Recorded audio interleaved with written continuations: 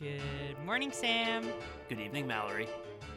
Welcome back to Nobody Leaves, the podcast where nobody's allowed to leave because we're trapped and we get to force each other to watch whatever we want to make the other person watch, like sadistic torturers in some sort of outdated, unethical psychological trial. But except we both get to be the torturer and the torturee in a Ouroboros of just trapping each other.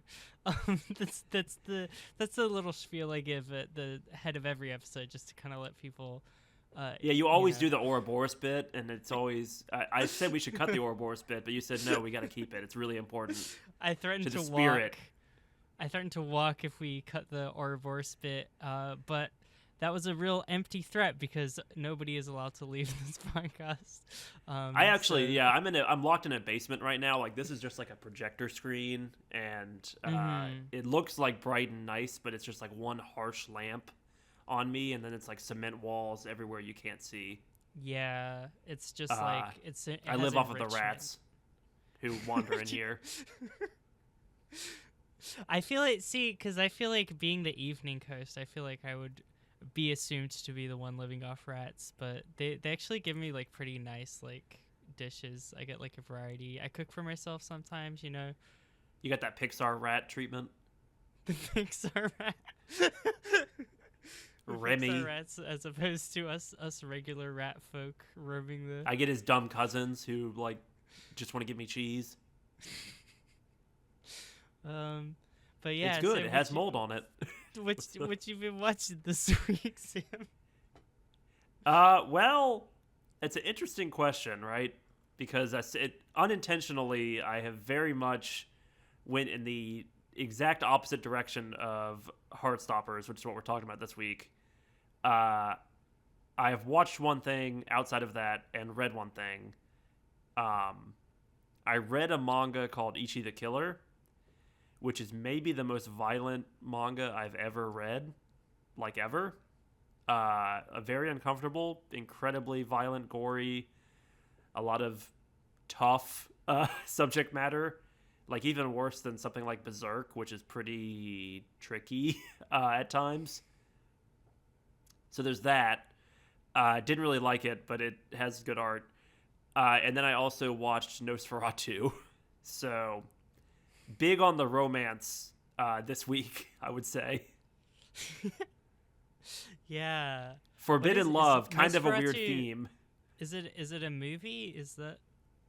Well, so Nosferatu is there's like a 1922 movie that is essentially copyright infringement Dracula. And it's very famous, and it's German, and it's like it's been parodied in SpongeBob and all kinds of weird like random pop culture stuff. Like, you've probably seen the guy who plays Nosferatu. He's bald and really tall and scary, and it's like probably like the most famous early horror movie. I understand. That's not what I watched. This cultural reference, you know what I mean? Or like this like mythical creature from the past. So like when you're like, oh, I watched Nosferatu, I'm like, it's like a thing. Like, I did not watch that movie. I watched the 2024 remake of that movie by a director called Roger Eggers, I think. Eggert, I can't remember. Who did The Lighthouse and The Northman and The Witch, like a bunch of horror movies over the last couple of years, or like grimdark fantasy stuff. Nosferatu is very interesting. It is very moody, very ugly at times, but cinematically shot really well and very well acted, but just a very, very basic story that didn't really hold my interest, but the visuals were really good, and Willem Dafoe is Dafoeing himself up there. Willem Dafoe is Nosferatu? No, he is the professor who's the lead. I did. Bill Skarsgård is Nosferatu, and he's the guy who's played like he's got a clown. weird. Yes, he's Pennywise the clown, and he's got like a weird streak of playing the like weird monster in a lot of movies. And this was no exception. He is Count Olak. Yeah, and Willem Dafoe is the detective in American Psycho, which I watched some clips of on YouTube and not the whole thing. Isn't he just like his coworker? No, he's a... Is he a detective? Willem Dafoe is the Green Goblin. He also true. So yeah, so I'm not wrong. So he's the guy who's like trying to like figure out who is the psycho, and he's interviewing the psycho and being like, it couldn't possibly be you, right? And like Patrick Bateman's just like crashing out as you do. He is the same. He is in that movie. Yeah. Gotcha. Okay. That sounds like a very interesting movie. It was okay. Dang. Visually, it was really cool. Speaking of visually, like that this movie exists. Didn't have a lot to say about it. Speaking of visually cool. Speaking of visually really cool, I finished Arcane Season 2. And I was going crazy about it. And the thing about Arcane Season 2 is I kind of was like trying to stick with the romance theme of like other stuff I was consuming. And that's why I got into Arcane in the first place, is because I was promised lesbians. The twist, I don't even like I got mad at at one of the pairing of lesbians. And yeah, I don't know. It's like, it's really, really, really, really, really good, like 3D animation, like stuff where I was like, I can't believe that they're doing this in 3D. Like, it looks so good. I'm sure some like dorks who watch like Hotel Transylvania 2 are like, oh, this is... But like, I don't know. To me, that was like the best 3D animation I personally have seen. There's a famous quote about the first season, which is like they hand painted 3D animation. And it's like, how do you do that? We paint. It's like a really just incredible process. No, it's so cool, and it's so big, and they're like, we're gonna put everything in this show, and they did, but it's like one of those things where you're just left really frustrated because you really feel the like hand of the executive like reaching into it, and it makes sense because like they must have spent like a like the GDP of like a small country on like creating this show, so it's understandable why they like some executives have managed to claw their way in, but like there's some frustrating stuff in the writing that I was not about. I have heard this is a disappointing season for fans of lesbians in more ways than one. Lesbians are down. Yeah, I've heard lesbian stock is like plummeting. Lesbian stock is plummeting. The problem is though, is like I feel like I welcome like the fights, but I feel like there are definitely some people who are like, I wish my relationship was like this about these two girls, but like, come on, man. Like, I don't know. But yeah. So Arcane Season 2, you've finished Arcane essentially. I finished Arcane. I will say I really like I changed my profile picture to Vi from Arcane because she has an emo arc, and it's you're not like other girls. And I too am not like other girls. I love Vi. She's not the one that I dislike. So the fans of Arcane can piece together my thoughts. But I'm thinking of Jinx. Vi's I like Jinx a lot too, one, actually. Right? Yeah, Vi is the red hair, Jinx is the blue haired. I like Jinx a lot too, but like Vi is like, I love her. Like, I feel like she really. I want to make like like my anime list, and you can make like your favorite characters. I need that just for like like anything. I don't know. I've really been feeling like my anime list is the best website to ever exist because you can make a list of your favorite characters. And I've just been feeling the sensation of like, I really want to like make a list of like my favorite characters from like all media and like rank them, or just not even rank them, just have like a little collection where it's like, these are all my favorite characters. Cause then you can look at them and you can like psychoanalyze yourself or the other person. Like, why are you drawn to this type of character? I know when I made my own my anime list. I'm actually list. named. That's actually what my name is short for. If you didn't exactly. My anime list. Lurie. Exactly. I realized that I just like the didn't win characters so much, and I was like, I don't want to unpack that, but it would be like, what is her name? Midoriya? Is that her name? Not Midoriya. Midoriya's my hero guy. Minarine from Toradora is like a character. Yeah. Yeah, as a character I love, and I had for a time I had like 5 different Minarines on my favorite list, and I said, I don't like that. I don't like how that makes me feel about myself.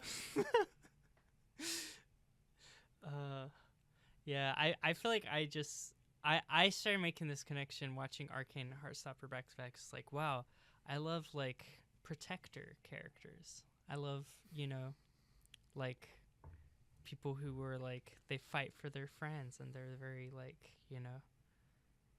The only thing I have told Mal about my experience this week watching Heartstoppers, what the hell is it called? Is that I don't like a certain character, and I feel like you're setting me up. You're teeing me up to break your heart. It's, hey, we need to stop this because it's time to have a conversation about Heartstopper. Terrible. They're getting worse. Like the segues are getting worse every week. I feel like I'm learning how to be a podcaster more and more.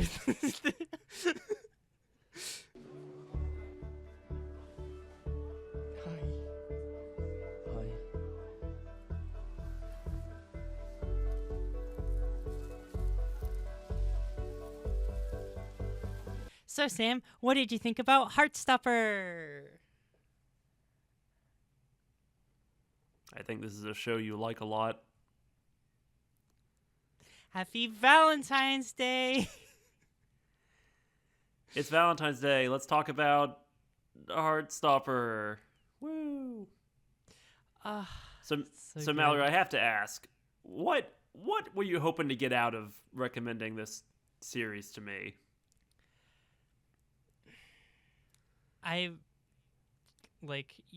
My friend Sam to smile. Like, I don't like. What do you mean? It's like it's the best show I've ever seen. It's so cute.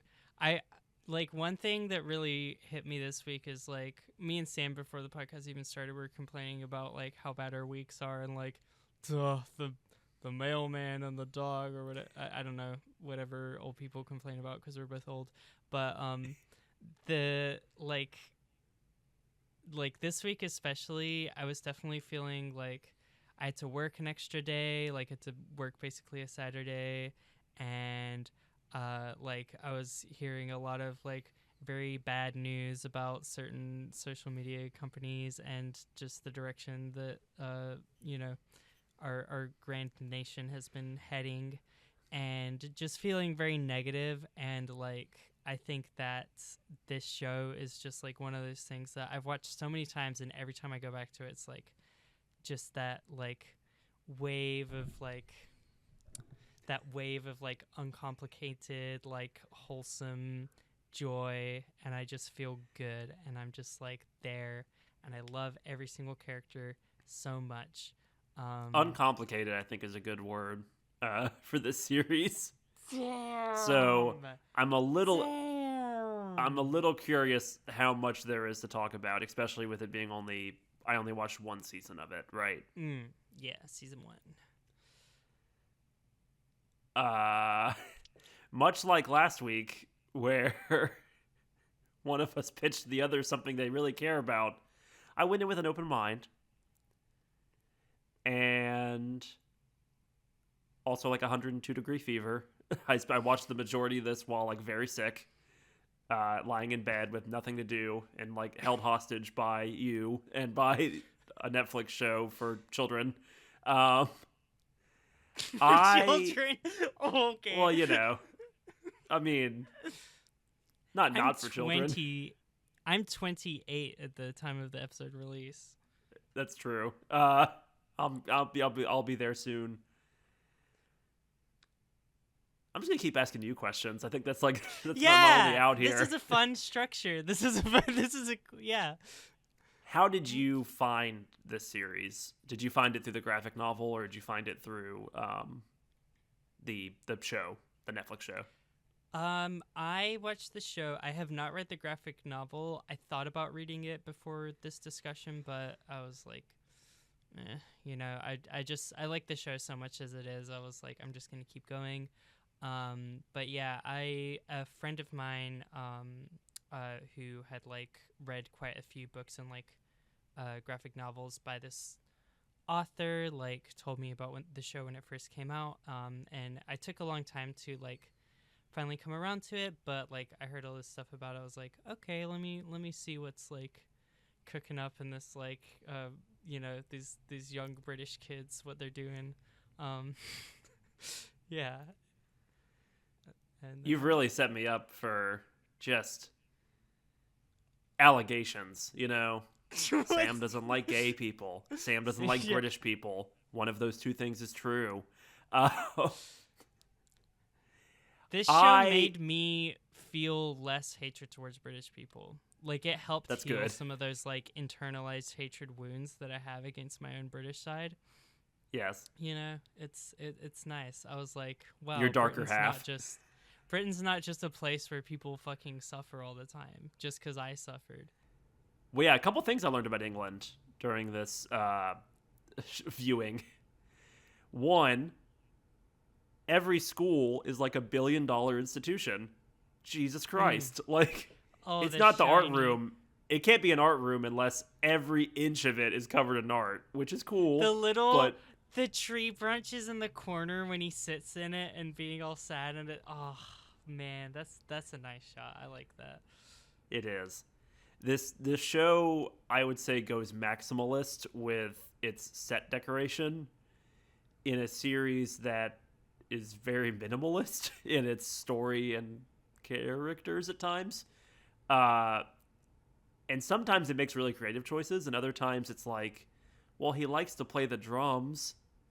Let's give him a neon sign that says music on the wall. Yes. Like, Okay, I wanted to talk about that. This is one of my favorite things that that's one of the first notes I made for this series. Yeah. Okay, I'm glad because there's this really great like Netflix talkback show by like drag queens Trixie and Katya. I don't know if you've ever like caught one on YouTube, but like their thing of Heartstopper, the actor Joe Locke who plays Charlie, like specifically requested to be like roasted whenever they did their like talk back. So that's then awesome. they really latched onto the music sign and they called him Miss Music for the entire like thing. It was so fucking funny. It is. The It's like neon music sign is so funny to me. Yeah. he likes music, so he's gonna have a neon music sign. Yeah. Tao likes movies, so his entire wall is gonna be movie posters, which felt a little bit more realistic to me. Have you not? Yeah. Have you not been to a teenage boy's room and it was just covered in movie posters? That felt accurate to me because they made choices there, right? Like they were like, he's gonna be into the movies that every movie nerd teenager gets into, right? Yes, and I'm a movie nerd teenager at heart, and I was a movie nerd teenager in life. So he's got nerd teenager operating the mech suit of an adult. Exactly. Like this is just a meat puppet for like 13-year-old me to be like, man, Fight Club is really cool. But he's got like Whiplash and Truman Show. Those are the ones I can remember like off the dome. And I'm like, yeah, that is, yeah. Like cool movies from the past, from like the recent past that are like, what I'm trying to get at is Tao definitely looks at the IMDb top 250 and just like starts going down the list, which I can appreciate. Tao would immediately dislike most of our podcasts. I'm probably not like watching Heartstopper the series. This is true. He'd be very critical. The lighting is terrible. Yeah, no. The only endearing moment for me, Tao is a character I do not like at all, who I know the only thing I've said to Mallory this entire week is that this character is a bad actor in more ways than one. This is crazy because I've recommended you 3 things so far, and in 2 out of the 3, you've immediately unprompted said my least favorite character is your favorite character. Soon to plane in Cinderplane Undertale. in Undertale and Tao from Heartstopper I love so much. He's my absolute Is it just adore because him. of his hair? Like, what do you love about It's him? a big part. I knew it was. I could feel Imagine it. this, this 16-year-old boy waking up every morning and getting the curling irons and just. This is so good. I don't know.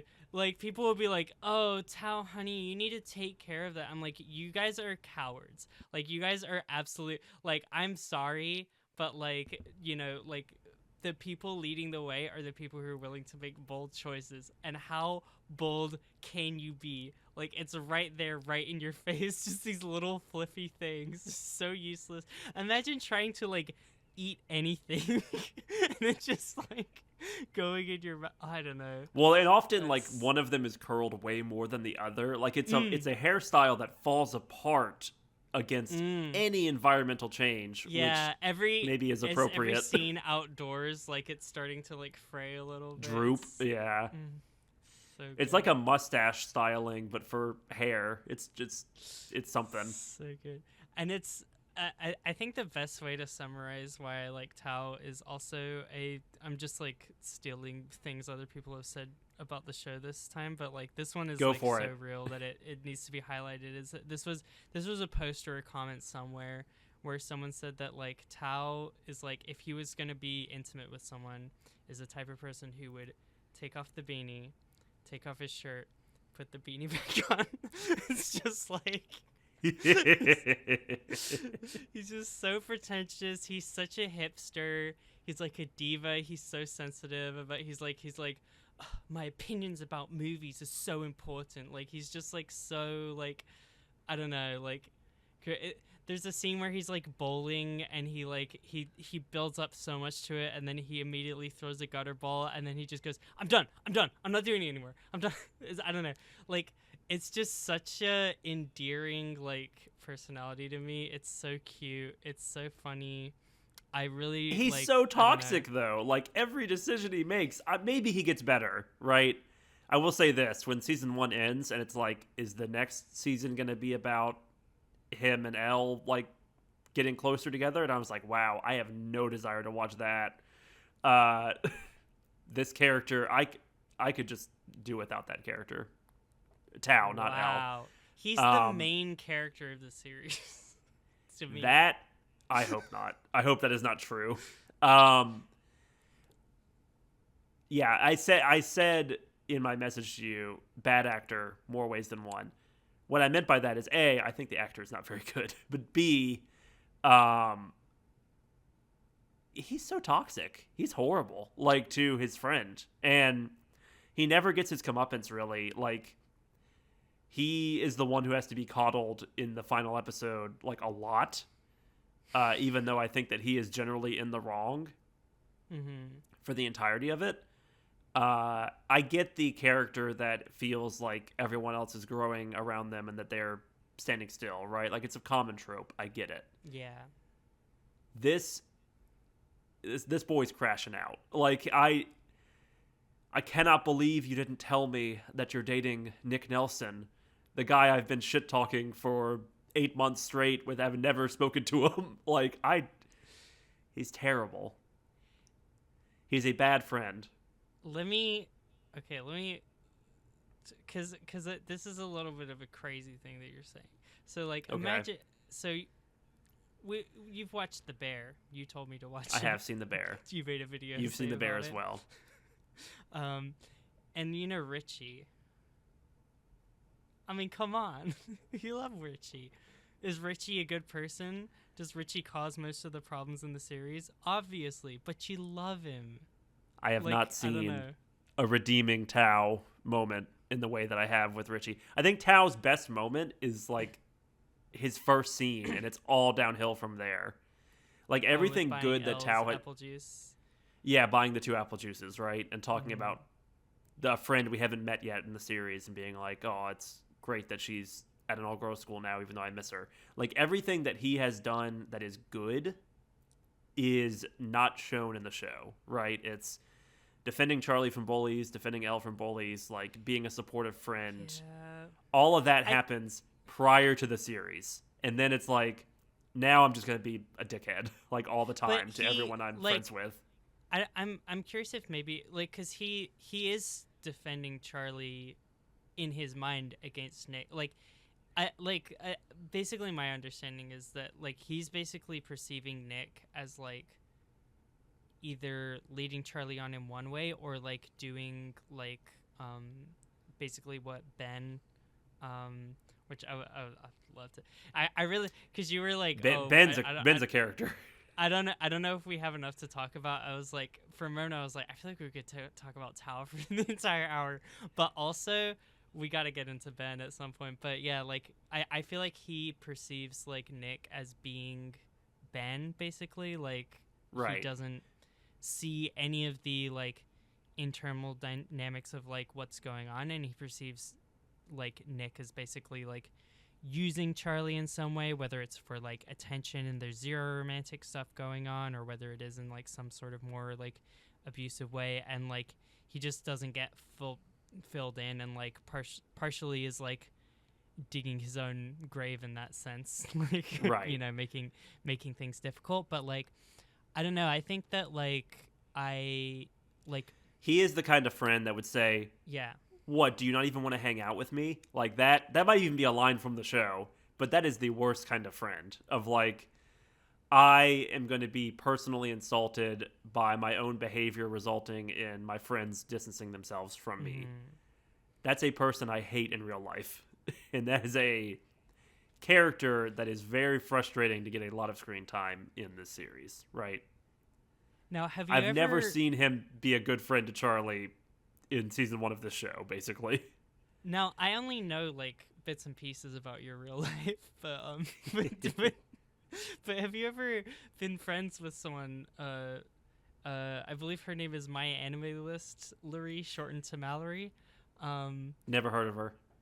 Yeah, so I've done things like Tao has. I've said things like Tao has said. Do I defend any of that? No. But I think, like, there are aspects of his character that are very relatable to me in, like, that teenage way. I like that I think the series appropriately frames his, like, anytime he says some, like, shit, like, I can understand people wanting, like, Elle or other people, like, when he says stuff like that to just, like, straight up distance themselves from him, but, like, I feel like every scene where he says something like that, it gets like appropriately cut down, where he's like, are you gonna leave our friend group, or are you gonna forget about us? Like, it's like, right. What are you talking about? Or like, you shouldn't say that. Like, and like, usually after he's cut down, he like gets out of his own head and apologizes. There's scenes like where like Elle comes to his house, like after they kind of had like a tiff. Yeah, and he like immediately apologizes. Like, I think he has like very clear like abandonment issues, I guess. I've known Taos in my life, right? Yeah. I don't consider you one of them, but I've known people like this, and it's just I can write down the character arc and it makes sense, right? Like it's pretty simple, but there wasn't enough there for me to like. His quirkiness didn't, work for me in the sense that it wasn't enough for me to endear him to me, whereas it did for other characters.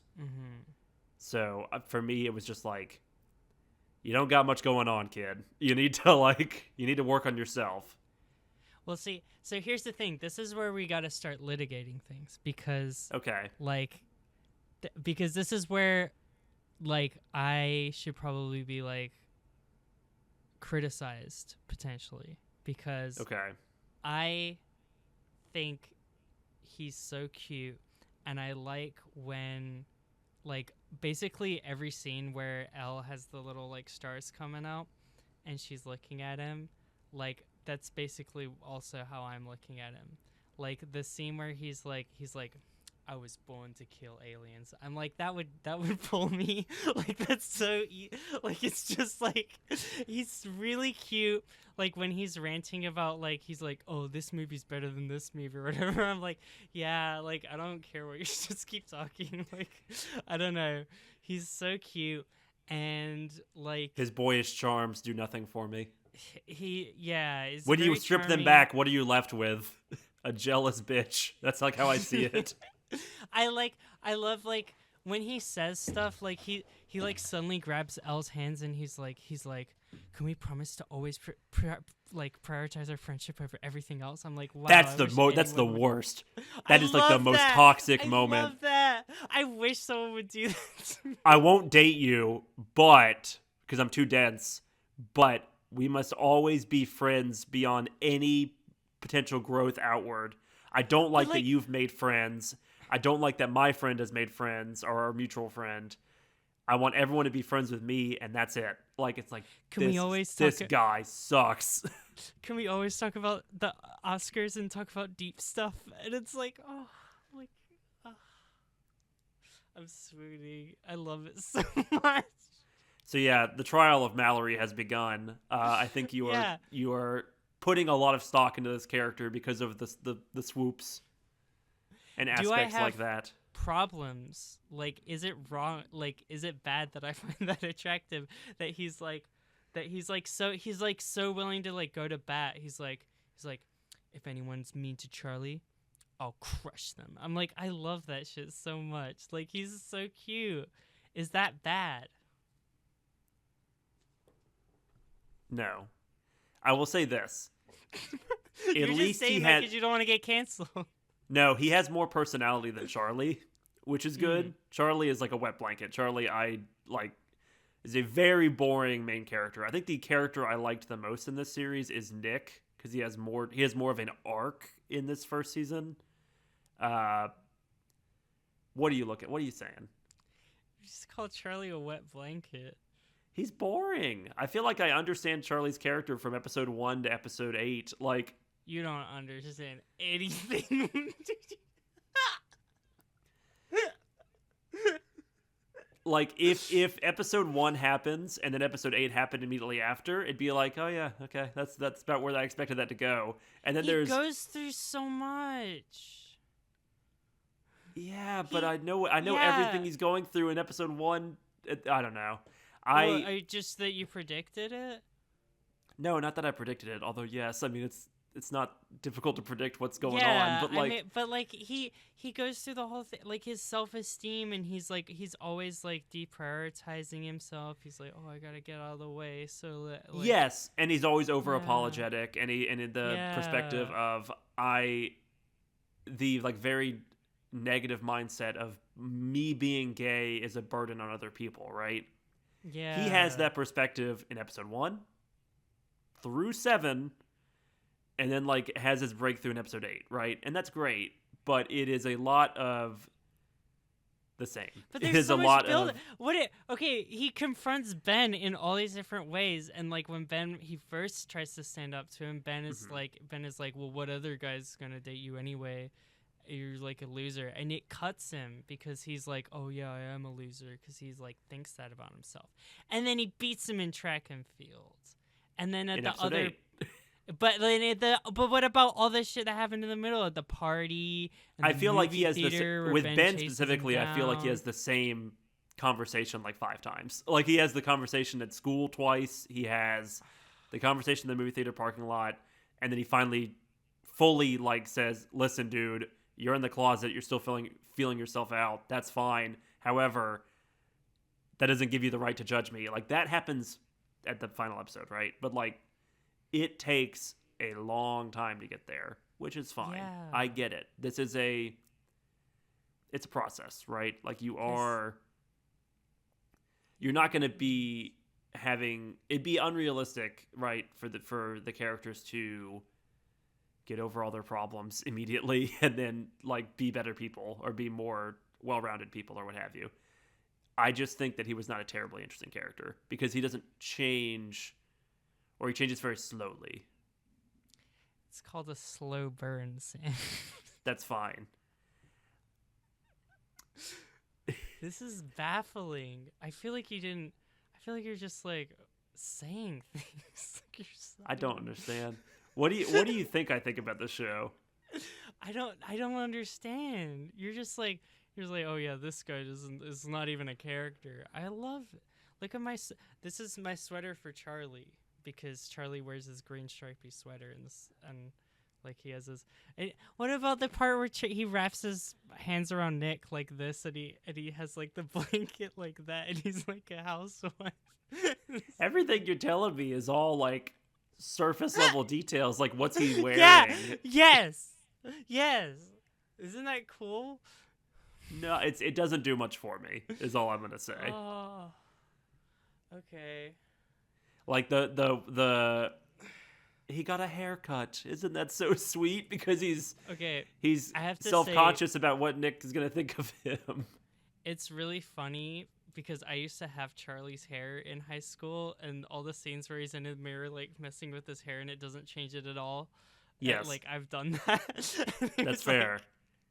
And he's like, does it look okay? She's like, it looks the same, and it's like, yeah. It is hours. This is a series about teenagers for teenagers, and it is very accurate in the fact that teenager lives is not kind of boring. Like it's a lot of I'm gonna write a message 3 or 4 times and delete it and write a similar message, and it's very true to life, right? Like when you are a teenager, your friendships, your early relationships, that is what matters, right? Like that is the entire universe and everything revolves around that. That's totally fine. It's a very realistic portrayal of all that. It's just a little boring to me. So here's now we're like digging because it's like, yeah, why is that boring? It's cool. I'm gonna jump to my final note, and I wrote a lot of notes about Heartstoppers, Okay. but I'm gonna jump to my final.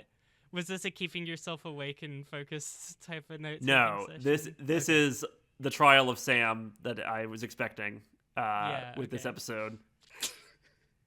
And then we can talk about L next and find out how you're transphobic, and then we can talk about. We can just go through. Because the representation in the series is so good, so there's a way to like find you phobic of every different shade of like the LGBT. I thought about representation a lot, obviously, watching this show. And I don't want to give the impression that I need every story that contains LGBT characters to be hyper dramatic or involve tragedy or death, because I know that's like a super big trope, right? Like fridging or just like they're all bury your gaze. Like I'm aware. Yeah. I've read the literature. I get it. Yeah. You've read the Medium articles. I have. I'm in the Substacks. I'm in the trenches with all of you. I understand. I know I shouldn't. I should probably disclaimer. Sam is a good ally. Don't. Why you laugh when you say that? It's all ribbing. Don't think that he's actually transphobic because I'm bullying him. It'd be really weird if I was transphobic. I'm not gonna lie. Like considering we're on episode 6 of this podcast. Yeah, it would be weird that you made it this deep. You're my 13th reason, Mallory.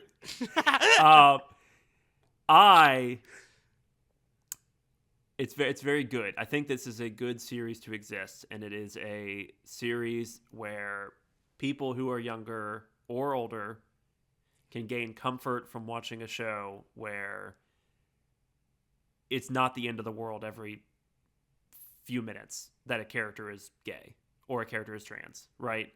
Like, I think this is a very gentle portrayal of that for the most part, where like the worst thing that will happen to you in this series is you'll have to deal with bullies, which is it's a problem, and it's really cutting at times.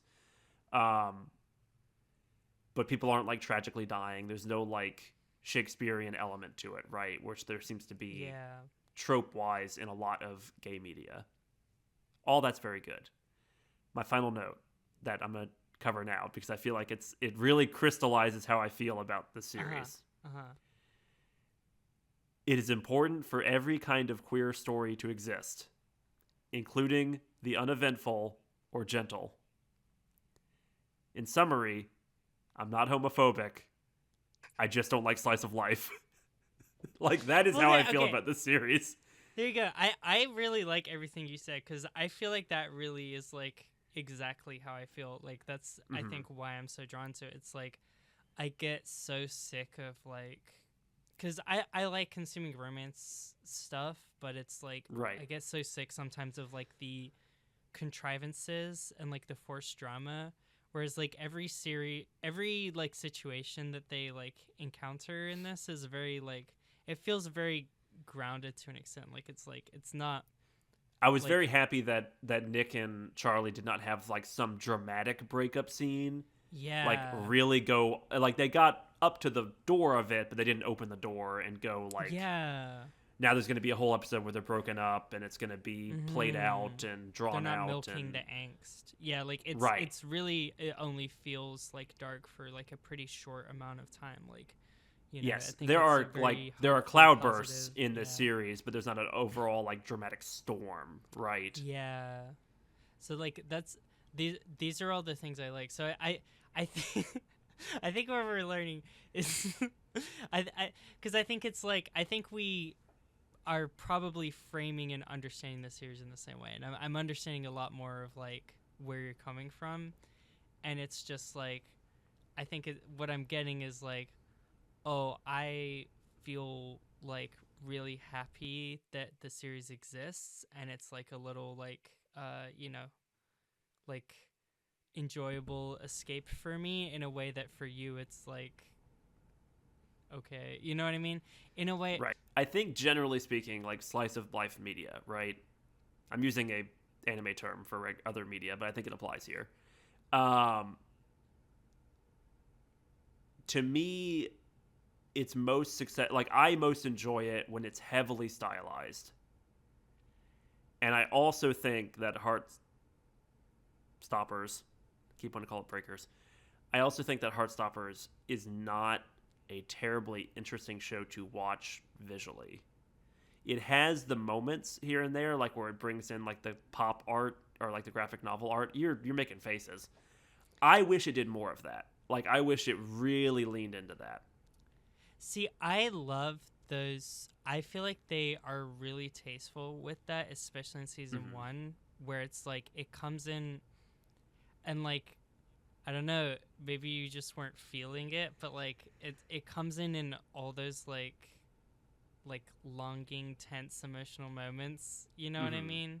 Where it's like those those feelings when you're in kind of like that romance and you feel just that like oh it's like playing a chord in my like heartstrings or whatever type moment, like accentuating like exclusively those moments where it's like okay these like mean something. You know what I mean? Like I it's preferred that to the music choices of the series. Mallory, I'm go- I'm gonna fight you here. but for what? We don't have It to fight.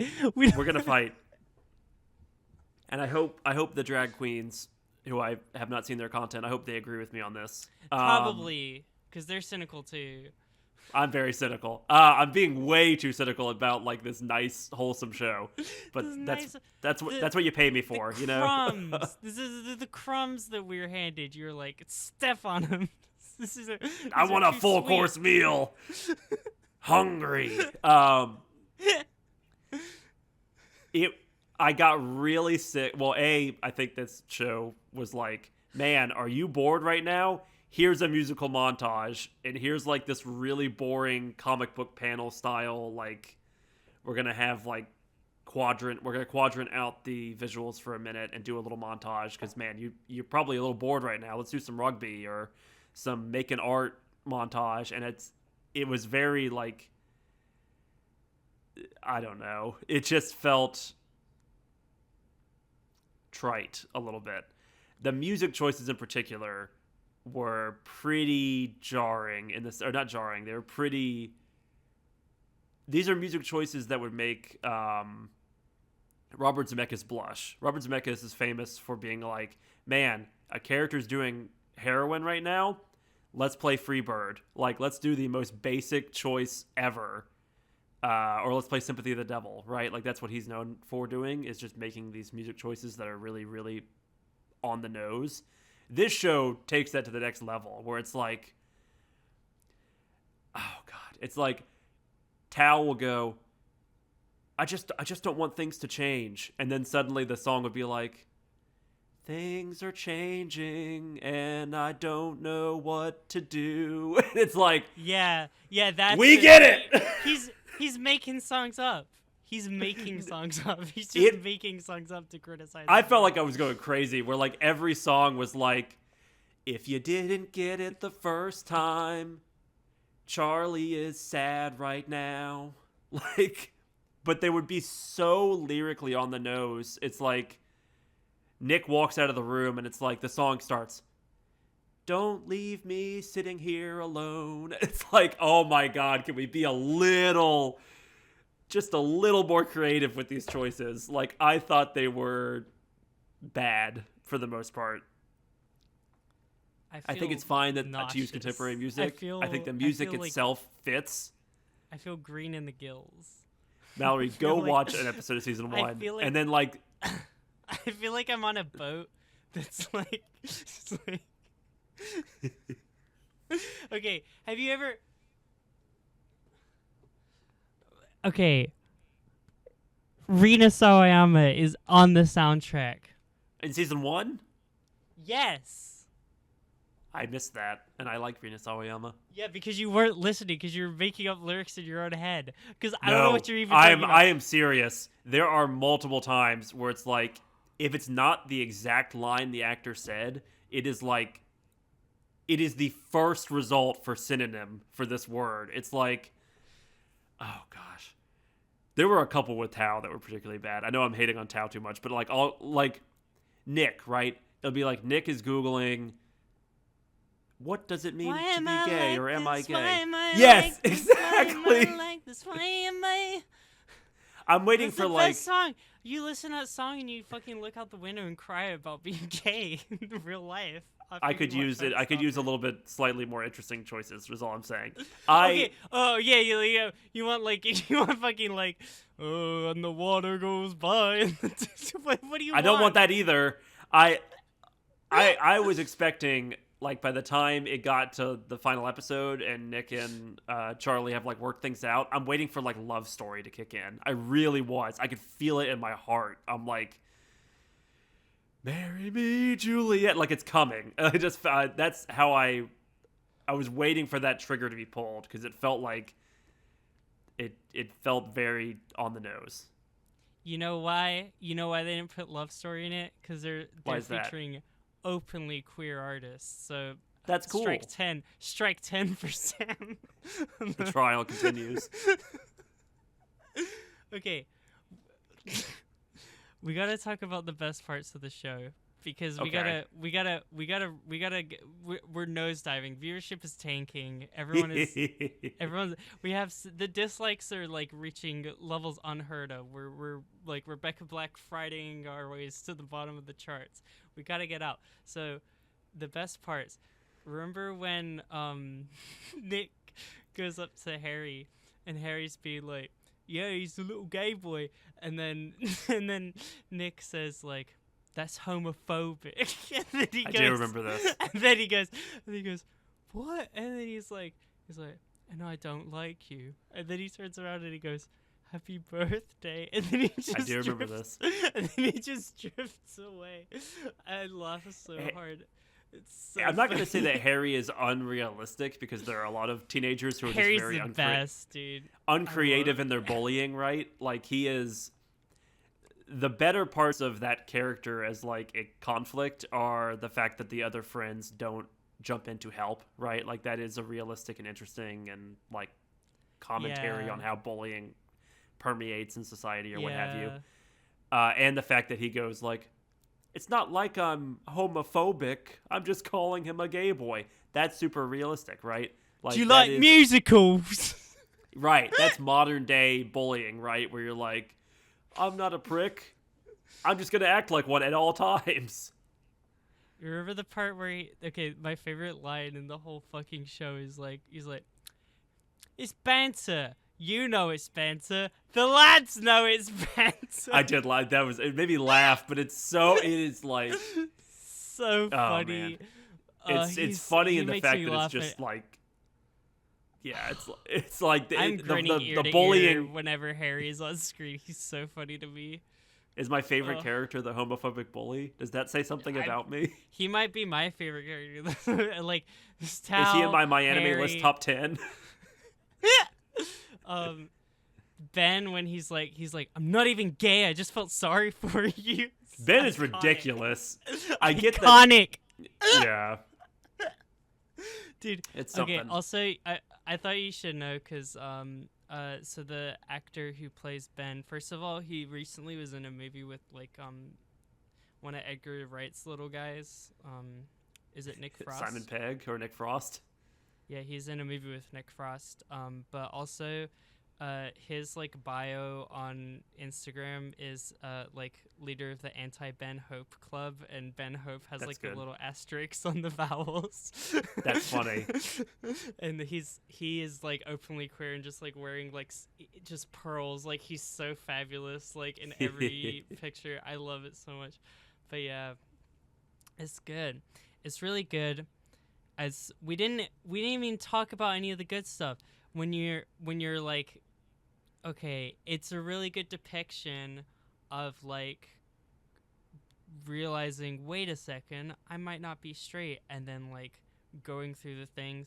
The part where he breaks down crying at the am I gay quiz or whatever. It's just that. All of that I thought was really well done. The way they Yeah. portray the internet. And probably Instagram too. It's just that's a part of society I choose to not think about because it's horrifying.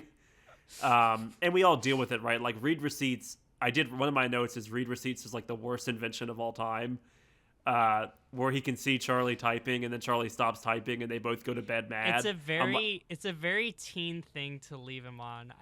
Yes. I think I did that, and then I learned through my adulthood to stop threatening to end my friendships over nothing, and to turn off my read receipts. Drama is frustrating in real life and in this show, where it's just get over yourself, but also that's the point, right? And it is realistic in that sense, which is great. Yeah, One of my favorite Google, ahead. by the way, is where it's movie night with him and his mother. And he just Googles LGBTQ movies, and what are the two that come up? It's Moonlight and something else. I saw But I'm a Cheerleader on the list, which that was on the list later. With his mom. But the default answer was Moonlight, and I was that's really funny because it's just they reference Moonlight again in the they do. It's Ellen Tao, and he's like, "What do you want? Do you want to watch Moonlight?" She's like, "I want to be sad." Yeah, that's true, right? I've seen Moonlight a Yeah. bunch. I've watched it. When it came out, I watched it for classes in college. It's a great movie. God, is it fucking depressing.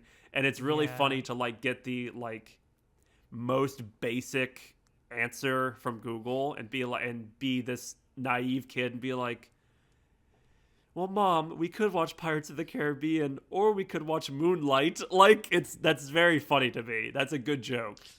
I don't want to out myself to my mom by accident. Let me suggest the only Oscar award-winning movie about a gay relationship, basically. We even talk about Olivia Colman. Speaking of the bear, Olivia Colman. She comes my first in note at the end of every show and fixes it. She's the solution to every problem in every show. You will appreciate this. Here's what I wrote about Olivia Colman. Yeah. When I saw Olivia Colman was cast as Nick's mother at the end of the first episode, I thought, thank God someone who can act is in this. I feel like you said I was going to like what you said. And then she's in 3 minutes of the show total, and I was like, God damn it. I thought the child or young adult acting in this was pretty poor in the beginning, and they all got better. And by the end of it, I was like, okay, I think at least Nick and Charlie, and I thought Tara was really good. Tara is good. I went back and forth on whether or not Elle is a good actress, right? Because and are they so hot. She's does so the actress go as she or they? I don't know. Right? Yeah, actress is a trans woman. Her. Okay. Just want to double check. Yasmin Finney. She is an Gotcha. icon. She has her foot on my throat every post she makes. I'm just like obsessed. She's so beautiful. I get like emotional when I say beautiful trans women. I'm like, you're so good at everything. I want you to have so much money, and I understand. And then Sam is just the cold stone heart of just like, yeah, Sam's but like, can you win Oscars though? oh yeah, everyone's equal, man. I'm like, her style so of biased. acting reminds me of like first 4 Harry Potter films, Emma Watson, right? Where she's in one mode and she's doing that mode very well, but she's not really going to break out of that mode, right? Where like as Emma Watson plays Hermione Granger and it's like she's going to be know-it-all and like that's like it's a single note but done very memorably. She also reminds you of Hermione Granger because she wears glasses and her This hair's is true. like this, and This is she wears a 100% red true. necktie, and that's how I connected her to Hermione Granger. Also, it's that's cool, kind of how man. well like Elle. I feel like Elle is almost too even keeled. Like I would have liked to see her shout once or twice. You know what I mean? Like even when she's, and that's kind of her character, right? Is to be like disarming, and it's I imagine somewhat that has become who she is as a person because of navigating transitioning at a young age, right? Like that, and that's good characterization. But I like a lot of characters. I felt like I would have liked to see things be a little bit more dynamic, and it feels very real. Like there's so many. I think she is good at like a lot of the moments because there's a lot of scenes, especially when she's like isolated and kind of by herself at the girls' school, where there's just a lot of like her like looking around, and it's like a lot of face acting, I don't know, right? Yeah. There's a lot of like anxiety and self-policing that I think like trans women like in general have to like navigate day to day, that I just like really read into that. Like I'm just like you know, she's been transferred into this like into the all girls school, which fuck man, that's why I'm so okay, we got to talk about how bad England is, man. I would have suffered. But like yeah, she gets transferred to the all girls school, and like I don't know, it's just so loaded, and there's so much baggage with her just like going and putting herself out there, you know, like right. And prior to that, she puts up a lot of walls, right? Like she seems very reserved. Like yeah, and she explicitly she'll make jokes, but there'll be safe jokes, right? Yeah, like gentle teasing with her mates, exactly, with the lads, with her gals, who I love, by the way. They're like my favorite side characters. Really? I'm glad. Yeah, they're great. Cool. I think the best moment in this entire series is them coming out at the party. And Nick's reaction to that. I think it's the best shot moment in the whole series. And I think it was just like a really good little like meeting of characters in an unexpected way, right? Like I didn't think that Tara and Nick would have this interesting friendship that I thought was very like sweet. Yeah. No, and it's it leads really to him cute. them being the first people that he comes out to, which is like great. But yeah, that shot, projector in the background turning into like rainbows, as like there's a little bit like the set design worked really well at enhancing the graphic novel-y like animation with the two characters just acting very well without saying anything. I thought it was a very good scene. Like that's maybe my favorite scene of the whole bit. They have the like rainbow colors like flashing behind them while they're dancing. Yes, and the camera's like panning in a really cool way. It's just it's a good like setup. Yeah, and that ends up being the moment that like inspires Nick to like basically chase down Charlie and like act on his feelings and stuff. Exactly. Which like okay, when they're like reaching their hands slowly together, or like he's like tapping in with his foot and they're like slowly leaning in or whatever, are you not just like on the edge of your seat, like, you know, like you're like, you know, every episode I'm just sitting there going, just kiss already. Like Get it over with. See, that's the problem with you and the most popular drag queens on the internet is that because We're the impatient. the whole time they're like, yeah, I would have just been having sex already. Like that's basically their. That's not take what I'm on saying, Heartstopper. but I know. I don't But get a lot out of the squee moments, right? Of go squee, like oh, like I it just doesn't do that much for me. It has, but I don't know, I need a little more going on, to be honest with you. I love to squee. I think I don't know, like just to like put a button on L. Like I think it's so Yes, sorry, we got away like from that. yeah, no, it's we're all over the place, man, because it's a crazy discussion. But like I think that like seeing that depiction of her just like going through like and because you said it when you were saying about like how it's like a big change of pace to see a series like this that is just like unproblematic and like that we're not seeing like the darkest worst facets of like humanity or whatever, which like It's not like a absolutely CW yeah drama where like someone has to get shot or like yeah cheat on someone every 4 seconds, right? Yeah. yeah, which like I mean I obviously have an appetite for that. Like the previous recommendation to you was what happens next, which is like Right. about as High I'm drama. sure I'm sure you can go darker, but it's pretty dark. Like, Right. and I think I felt like I really wanted to get both of those of like the two sides because it's like I think there's room for both, and I really like it that like there's stuff referenced like Charlie experienced like pretty horrific bullying. It seems to be implied like Right. it, Prior to like the series, right? yeah, and then also like Elle experienced like a lot of bullying apparently, but it's like nice to see like I think what makes it good because like I think a lot of like queer media is like either it's so dark and it's showing how like the all the worst things ever happen to like queer people and don't you feel so sad for them, or it's Right. like or it's like a coming out story and it's been just like done to death so many times by so many straight people, and it's like I feel like this is like yes it's a coming out story but it feels fresh to me because it's like such a queer dominated cast, and like aside from Nick like they're not really like struggling with like figuring out who they are. You Right. know, so many trans stories are like figuring out who they are and like working up the courage to be like Elle. I love that she just starts the series knowing she's trans and like her biggest problems are like I don't want to ruin my friendship with my best friend or whatever, you know what I Right. mean? And like 'cause I'm It's in love about with, the other like that's 99% of so life, nice. right? It's not this dramatic finding yourself or going through like a horrific bullying or what have you. It's like, well, what happens when you're just like living your life and having a good time? Yeah. And even beyond that, I think it's like it's for me it's like a fantasy. That's how I view the Mhm. series. It's a fantasy series in the sense of like imagine if things just kind of went a little better.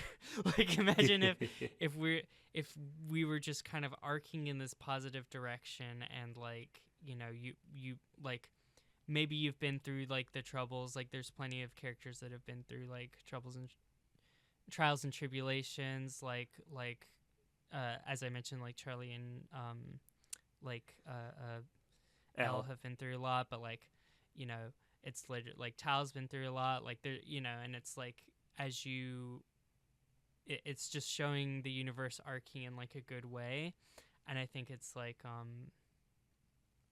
I you know what it reminds me of is like Steven Universe where Rebecca Sugar talks about how like the like there's it's very much split into two different sides. Like there's the space alien fantasy like magic side, and then there's like the human slice of life day to day side.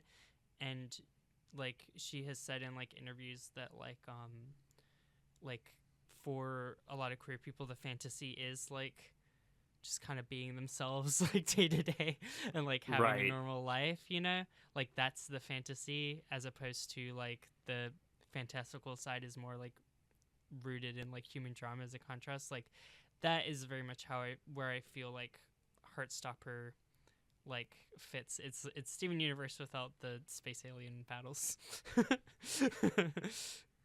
Well, now you're selling me on it. No, it's I I'm happy it exists, and it's Mm, just it is. I'm not the core audience for it, obviously, but I'm happy that people who are finding themselves and their orientation, identity, what have you, have a piece of media like this that exists that isn't about people dying or people being bullied or people being betrayed or what have you, like or being sent to conversion camps or all these different things. Like the yeah. world is horrible enough as it is. You might as well have something comforting. And so many of those stories are real as well. Like so many times Mm-hmm. it'll be like oh my god, who's the gay guy who got electrocuted even though he saved World War II or whatever? Oh, Benjamin Cumberbatch. What is his name? What is the Bennett. Turing? Alan Turing? Alan Turing, yeah, and it's like, and it's like that's his real life, and it is really Right. tragic. It's nice to be like, this is what lives could be. The kids are all right. Like I think, like you said, like I think it's a really good series for young people to be watching. Like that's like it gives me a lot of like hope and optimism. Like I think if I had watched something at that age, like that would have been really helpful. And like even in like other ways, like I really like how they handled like the obsessive kind of stalking, like pursuing like spurned lover with Ben, like the manipulation and the like um the tactics that he uses to try and get under Charlie's skin, and like Mm-hmm. the assault and everything. And it's like so many like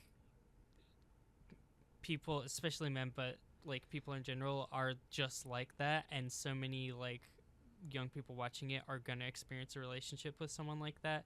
And like having the show like unequivocally like yes, it's like I think if you view it from like, oh, I want some drama to happen, like it's like the same scene happening over and over again, but it feels like it is holding your hand and being like, this is why this is wrong, this is why this is Right. wrong, if this happens It's to you should educational, do right? this. Like yeah, like I don't know, I think I feel really good about like kids watching it, and like I don't know, identifying stuff, and also like the contrast between him and like Nick is like obviously like pretty black and white, like outlined, right? Like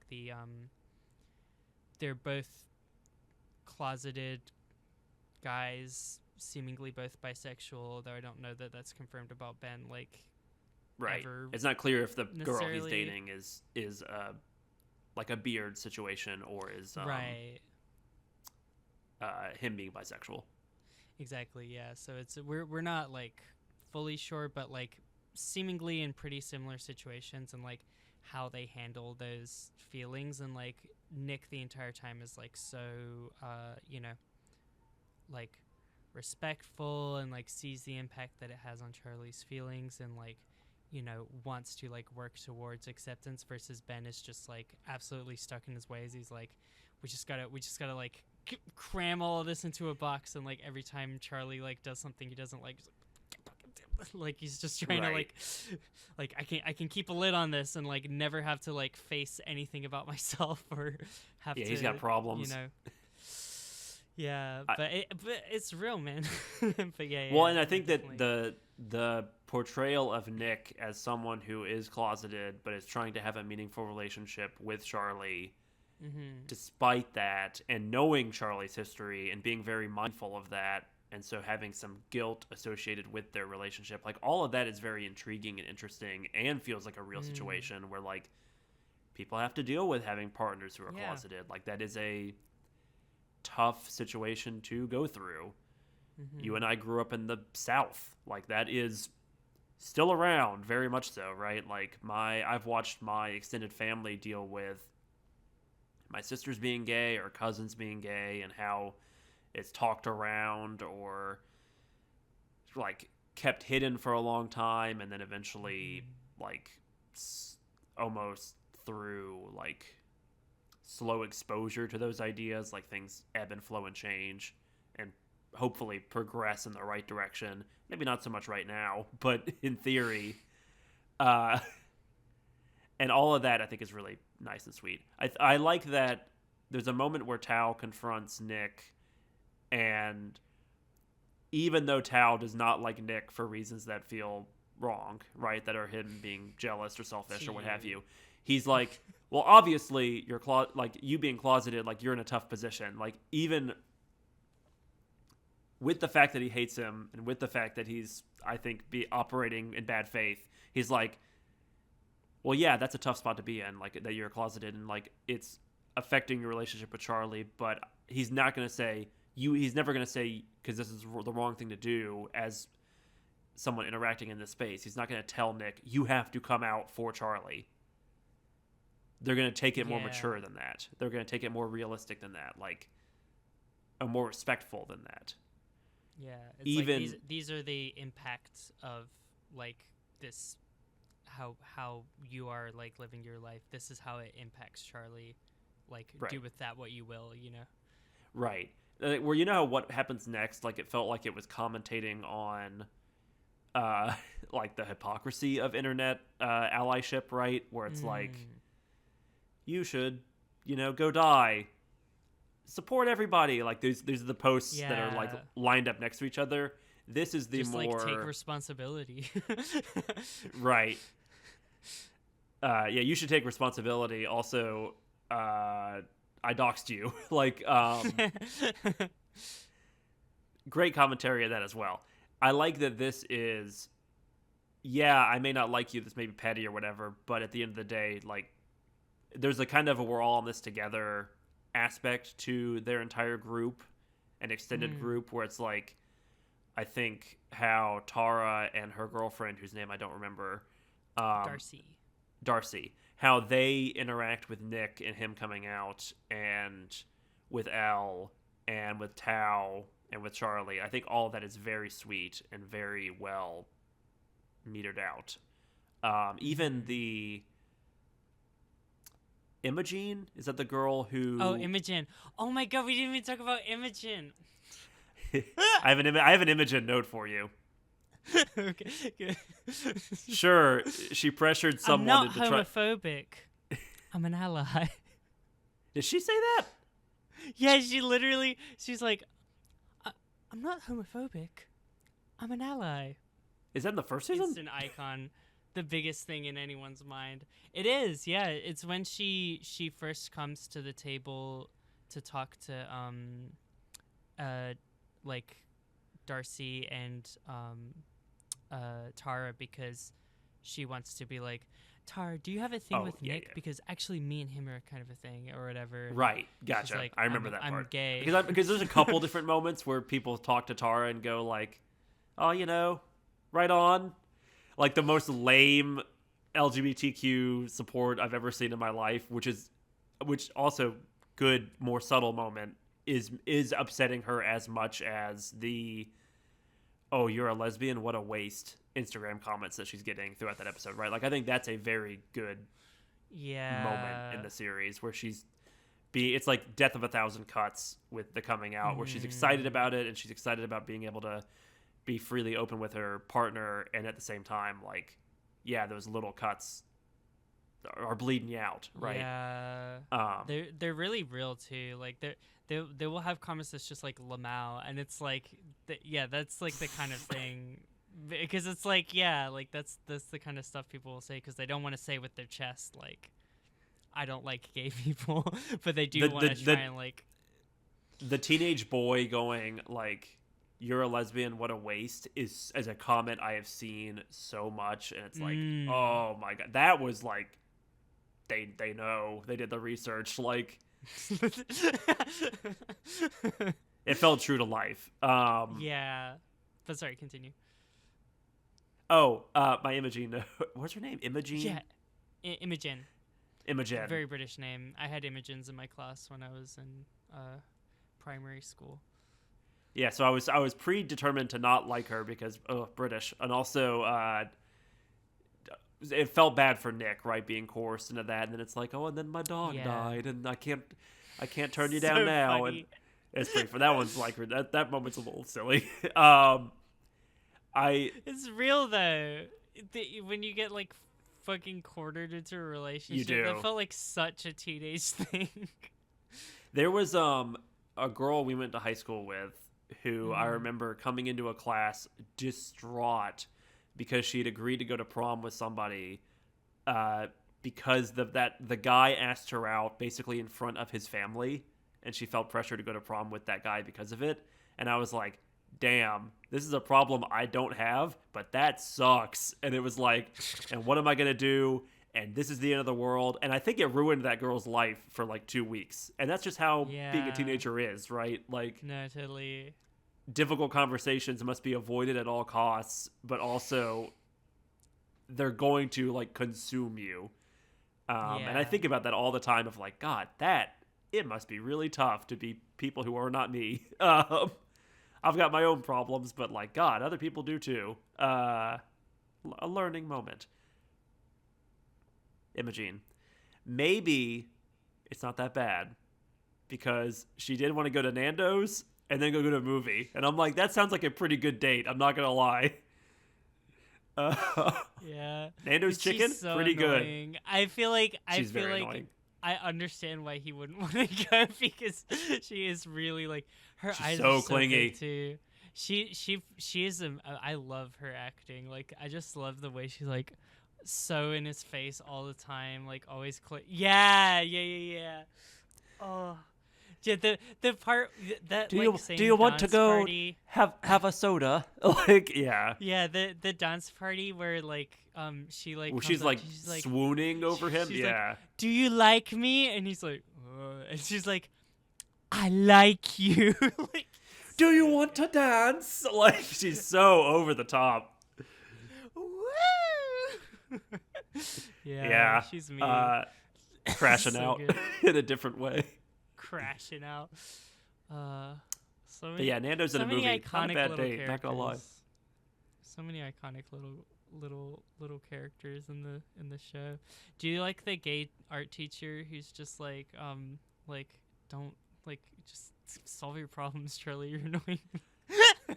I could use his. I wish his jokes were a little better. Just because I feel like I've seen that kind of character a lot of like the. Even in non-LGBT stories, it feels like it's going to be like the gay art teacher, which I like that he's not over the top, you know, but I also feel like he could have been funnier as like the teacher who's so dumb with this student having the same teenage dramas week after week. Yeah. I could have used a little more from him. Some of his early jokes I feel like don't hit, but I like when there's a couple like where I think it's like a later part in the season where like he explains everything. He's like, so maybe you should just stop being friends with him. And he's like, I can't. I need realistic solutions or whatever. He's like, what do you want? Like I really felt for the teacher in that moment of just being like, he just keeps getting. He's like, well, you could do this. Well, I can't do that. Well, you could do this. Well, I can't do that either. It's like, okay. Have you tried talking to him? No. Maybe you should try talking. To him. Yeah, that was a good moment. And the little speech he gives him at the end of the series is good too. Like he's got okay moments. I really like that's the I feel that moment so much of like, don't let other people make you disappear. Like that, just defiant. Like, okay, like I'm gonna be someone. I'm gonna show like the most beautiful, iconic version of myself because like I'm not gonna let other people win by like making me make myself smaller or whatever. This is a very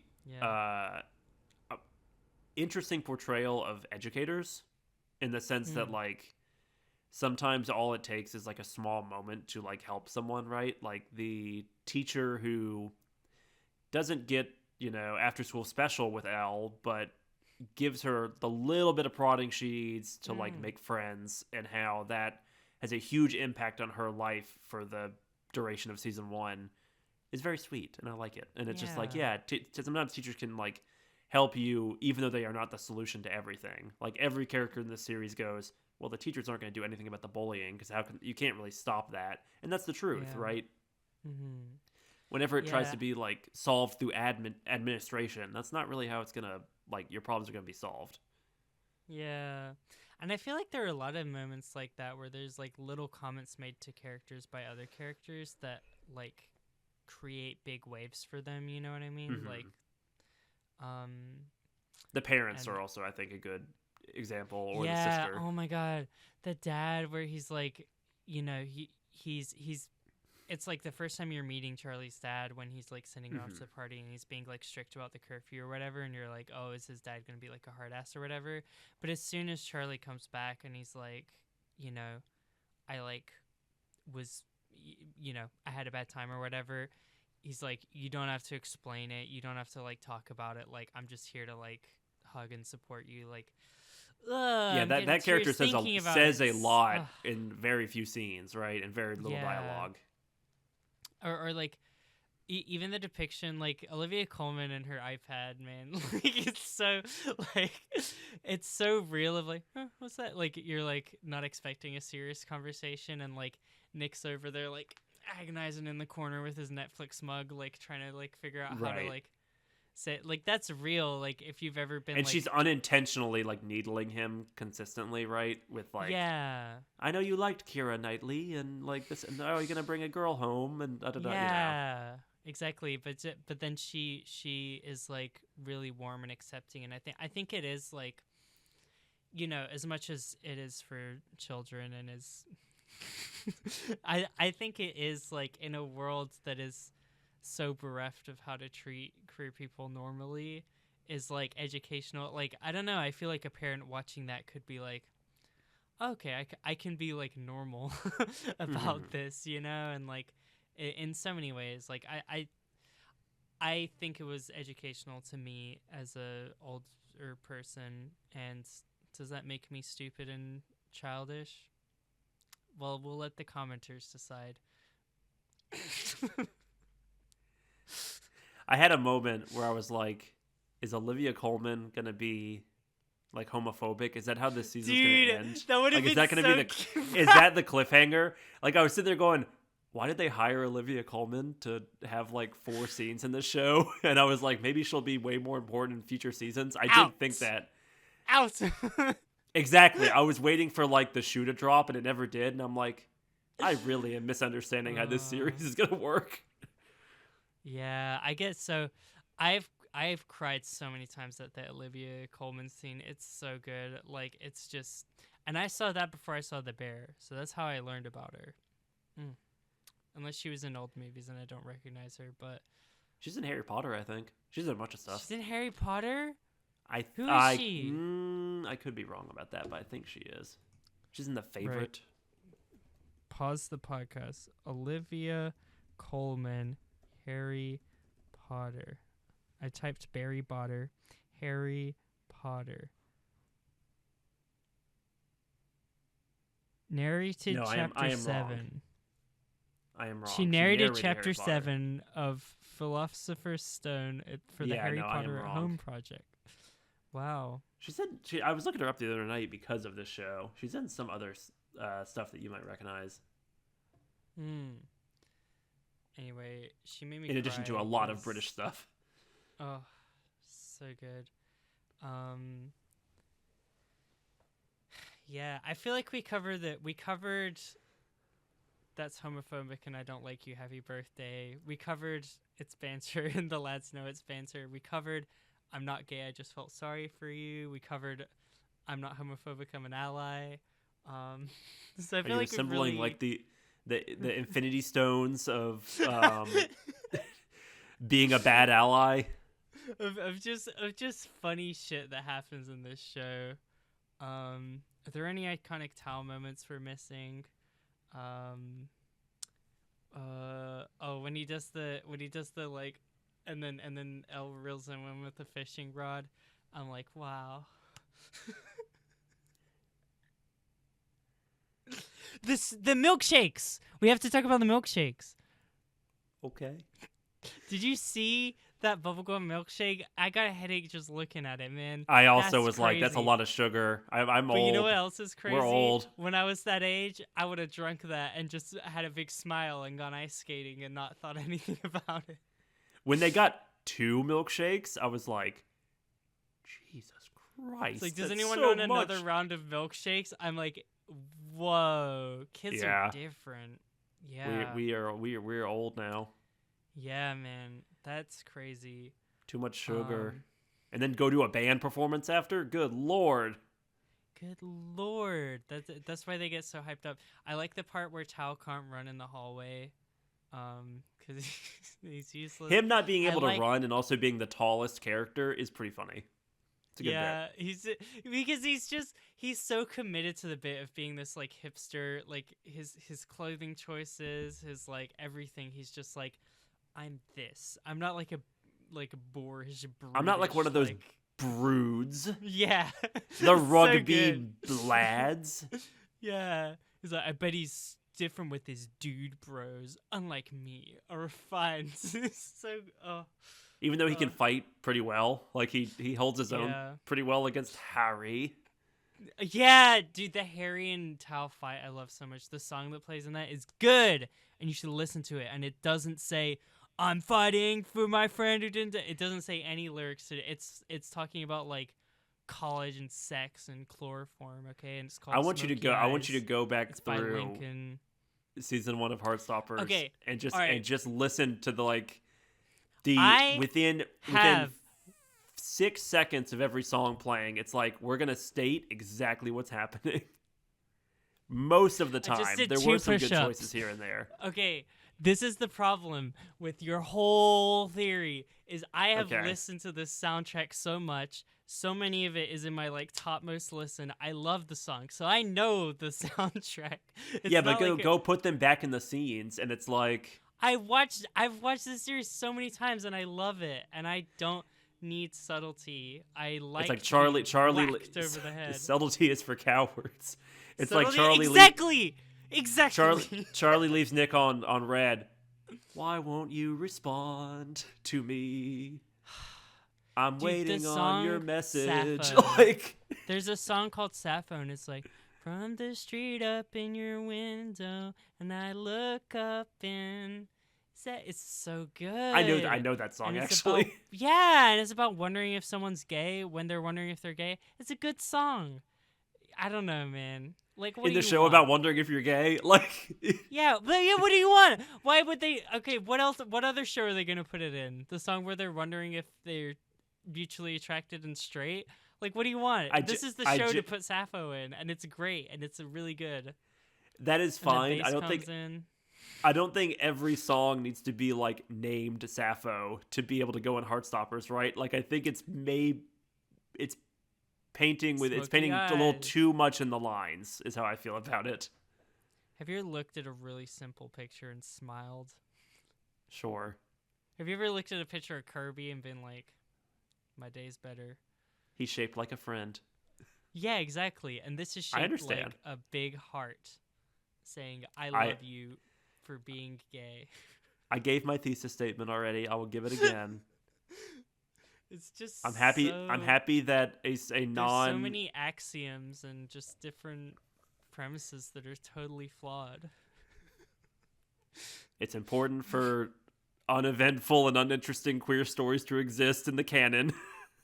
Uninteresting. And this guy likes What are you gonna hit me with? There weren't enough giant robots in this one.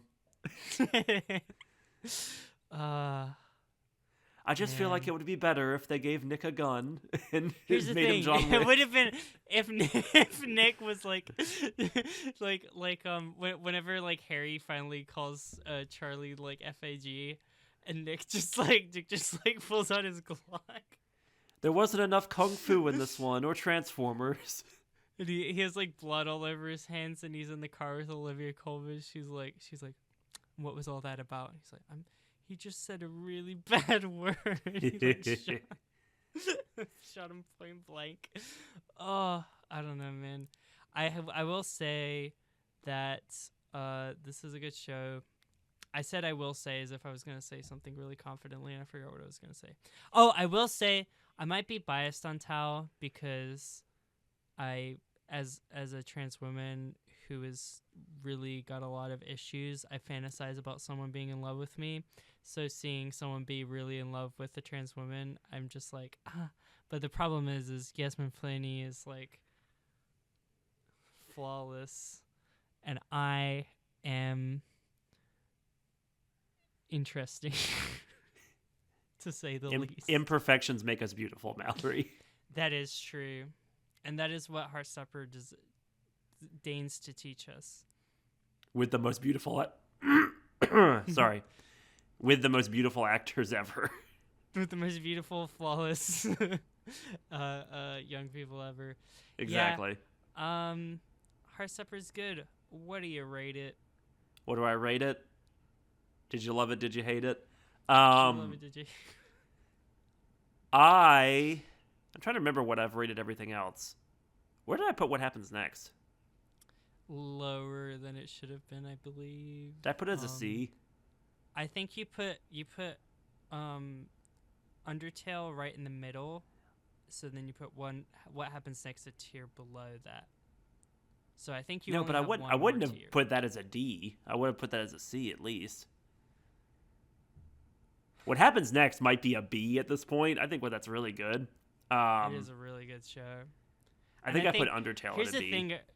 I've noticed the problem with the tiering this early is like we don't have a feel enough for the tiers, because I'm like Exactly. I fully believe I put Stop Making Sense too low because it's like I was just like, oh, I liked Soul Ending better than Stop Making Sense, so I should put Soul Ending above it. But it's like they can exist in the same tier. You know what I mean? Yes. Where I want to put this is below Undertale and What Happens Next, but not low, right? Like, I think it's a good thing. I'm gonna put it in C tier. Yeah. Because it did not hold my interest and I was generally bored watching it. But I do think it's a good piece of media. Does that make sense? It aligns with my values. It aligns with my values, but also I could just go read The New Yorker, you know? Like. Okay, so you have Undertale in B and What Happens Next in C. I put What Happens Next in C. I really shouldn't have done that. I should have put that in B. This is going to be in C. It does not Stop Making Sense tier. It's going to be in C behind What Happens Next. I liked What Happens Next more. I think both of these are good. C is good. That's my clarification. It's C for cool. Exactly. And yeah, and I know I said I was a lesbian, but if William Gow wants to DM me, I won't say no. This actor for Tao. Has this been your plot the entire episode? Could you imagine? He's like, oh, I wonder what these two fucking nobodies are saying about my show that I. Let me watch this podcast like with 10 views. Yeah, I mean, that's embarrassing. Don't DM. It's time for my pitch. If I ask famous people to DM me on here, they can't DM me. I've effectively closed that route as opposed to the port is closed. I was born to kill aliens. Sam, hit me. All right. Well, I've done some thinking about. I've got two paths for you. Low effort, free, and controversial. Or cozy, more time consuming, and might cost you a little bit of money. Low effort, free, controversial. Yes. Cozy, might cost money, and just like high quality. Might take more time. Might take more time.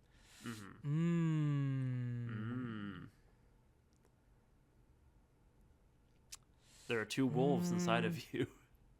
There are two roads diverging in a yellow wood, and I'm sorry I could not travel both. I think that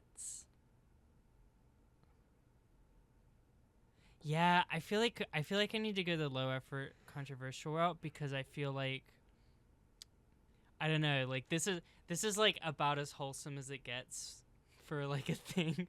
You know what I mean? I feel like we need a little bit more like you know, as spicy as the podcast as much as a wholesome thing has made this a spicy podcast, I feel like we should also consume some spicy media to keep things fresh. I am going to pitch you. I'm not going to pitch you on this. I'm going to make you and myself watch a movie I've not seen. It has the most Oscar nominations this year. Ooh. It's put up by Netflix.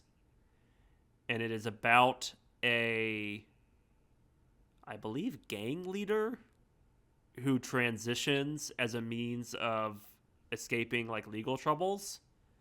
This movie is highly controversial. It's called Emilia Perez, I believe is how it's called. And it also might be the front runner for Best Picture, and it's a musical. And I've not seen it. So That's crazy. I'm as confused as you are, but I thought you need were an gonna excuse say to watch Wicked. it. No, not Wicked. I thought that was the most high-rated thing that was coming out this year. It is probably the one that made the most money. That's a Best Picture nominee. Yeah, this movie has the most Oscar nominations, which I think is interesting for a couple of reasons. Critically, it's kind of really mixed. So there's a lot of inside baseball, like Oscar race stuff that we can get into, but I'll save that for next week. I want to watch it because I'm now convinced it might win Best Picture, which might end up being like a big disruptive, what are we doing here kind of moment.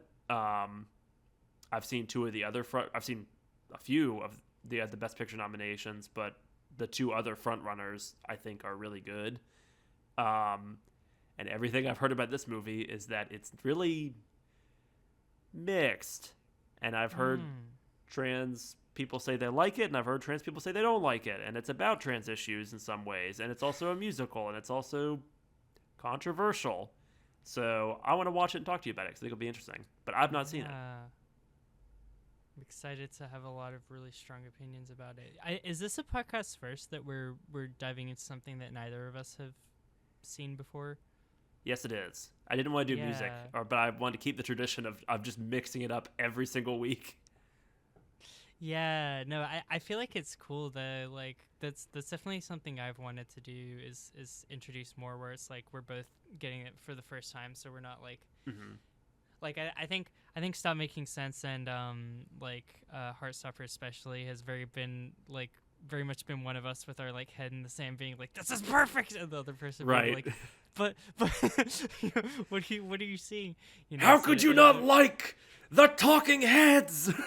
Yeah, this will be a good like recentering for us because we've gotten a little bit, you know, we're pecking. I'm at curious each other. if It'll be good to like this is as fresh as it gets. Haven't seen it. You haven't seen it. I know vague details about it, right? Yeah, but I don't know that much.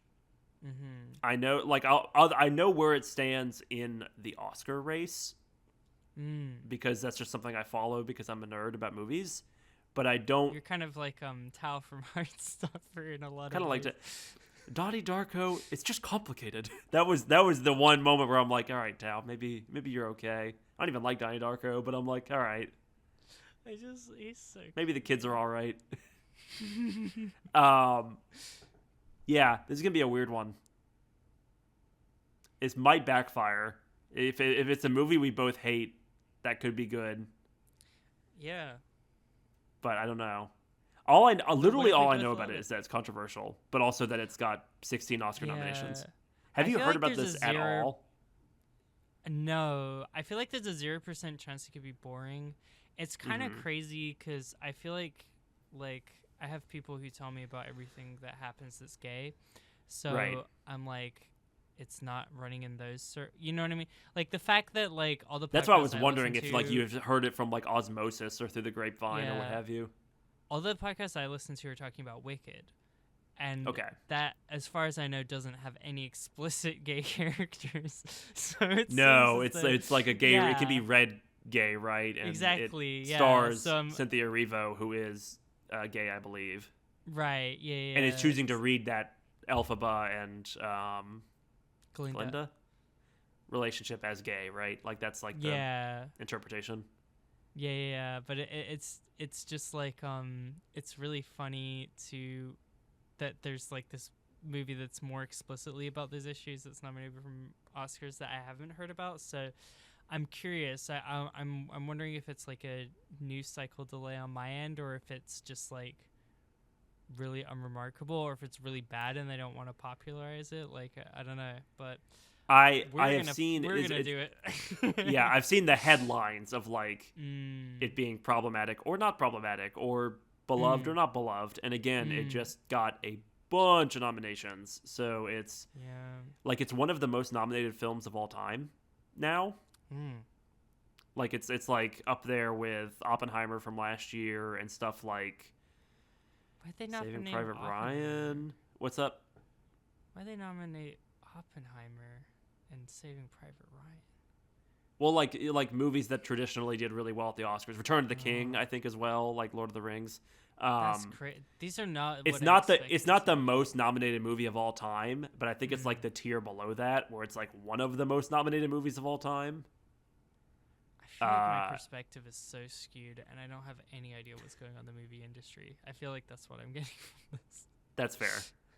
this. Well, Well, you threw excited me to into the find out. YA LGBTQ deep end. I'm gonna throw you into the Oscar controversy deep end. We're gonna get real nerdy with it. Yes. Let's get nerdy with it. And until then, I hope you have a great day, Sam. Have a good evening, Mallory.